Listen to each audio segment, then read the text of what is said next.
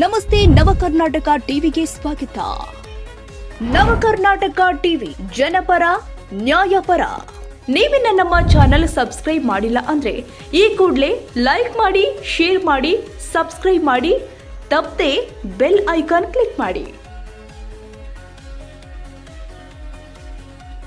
ನಿವೃತ್ತ ಪೊಲೀಸ್ ಅಧಿಕಾರಿ, ಸಮಾಜ ಸೇವಕರು ಹಾಗೂ ಖೋ ಖೋ ಕ್ರೀಡಾ ಸಂಸ್ಥೆಯ ರಾಷ್ಟ್ರೀಯ ಉಪಾಧ್ಯಕ್ಷರು ಆದ ಲೋಕೇಶ್ವರ್ ಅವರು ತಮ್ಮ 68ನೇ ವರ್ಷದ ಹುಟ್ಟುಹಬ್ಬವನ್ನು ಸಮಾಜಮುಖಿ ಕಾರ್ಯದ ಮೂಲಕ ಆಚರಿಸಿಕೊಂಡಿದ್ದಾರೆ.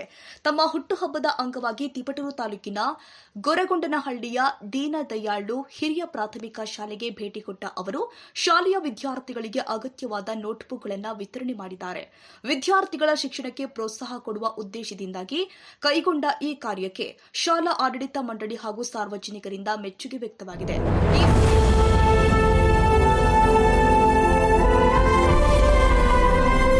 ಈ ಸಂದರ್ಭದಲ್ಲಿ ನಗರಸಭೆಯ ಮಾಜಿ ಉಪಾಧ್ಯಕ್ಷರು ಆದ ಸೊಪ್ಪು ಗಣೇಶ್, ನಗರಸಭಾ ಸದಸ್ಯರು ಆದ ಭಾರತಿ ಮಂಜುನಾಥ್, ರಾಜಶೇಖರ್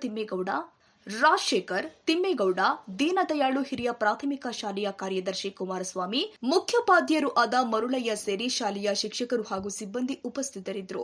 ವಿದ್ಯಾರ್ಥಿಗಳ ಭವಿಷ್ಯ ರೂಪಿಸುವಲ್ಲಿ ಶಿಕ್ಷಣದ ಮಹತ್ವವನ್ನು ಅರಿತು ಸಮಾಜ ಸೇವೆಯ ಮೂಲಕ ತಮ್ಮ ಹುಟ್ಟುಹಬ್ಬವನ್ನು ಅರ್ಥಪೂರ್ಣವಾಗಿ ಆಚರಿಸಿದ ಲೋಕೇಶ್ವರ್ ಅವರ ಕಾರ್ಯಕ್ಕೆ ಮೆಚ್ಚುಗೆ ವ್ಯಕ್ತವಾಗಿದೆ. ವರದಿ ಗಣೇಶ್ ಎಸ್, ತಿಪಟೂರು, ನವಕರ್ನಾಟಕ ಟಿವಿ.